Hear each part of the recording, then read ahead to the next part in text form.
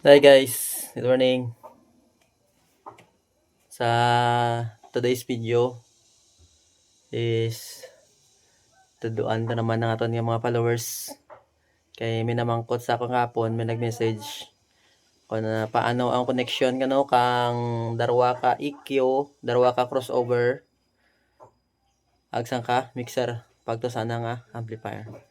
So pumati, tuduan ko mo kakan na nga naman ana. Let's go. So mga boss, sorry mga boss sa makinsindi lang kang makinsindi lang kang Karaya or Ilonggo. So, mudlay magtagalog. Una mga boss, may mixer ka mo, tapos may darwa ka mo ka crossover, kag darwa ka EQ. So, paano ang connection? Una na to na ang connection sa inyo nga sub connection. So, sa mixer mga boss, di ba may input ka mga duwa sa audio. Magkuha ka mo kang sub sa inyo nga auxiliary. Pariusin niyo sa AUX1. So, dapat is naka-volume man niya ang inyo AUX ang auxiliary nyo. And ari nga sa nga auxiliary sa main volume, may volume man. And amo ni ang inyo nga auxiliary. So, naka-PL output siya mga boss. And pakadto na siya sa duha ka channel kay mo nga equalizer. Kung wala ka module sa equalizer ka nang drayin diretso or pwede man o mas nami sa EQ or sa crossover depende nang kung mo nahon na. Alin sa mixer ang auxiliary na pakadto di sa may input kang imo nga equalizer. So left right. So bali isang ka PL ni ang out ni is may imo ka Y nga connection.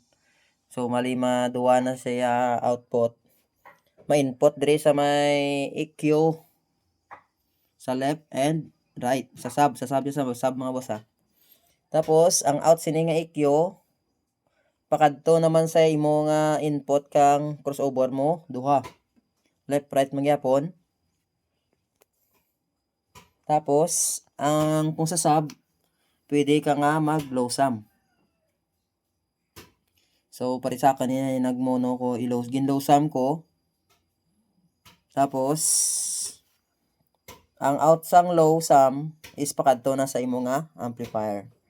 So luto na ton halin sa auxiliary ka imo nga mixer pakadto may imo ka kaway nga connection pakadto sa left right input kay mo nga EQ and ang out kay mo nga EQ pakadto man sa left right kay mo nga crossover. Tapos ma-low sum ka sa crossover out sa low sum pakadto na sa imo nga amplifier. So sa mid-high man mga boss, ari. Di ba ang imo nga mixer may left right na nga main output, so dira ka makuha sa imo nga mid-high.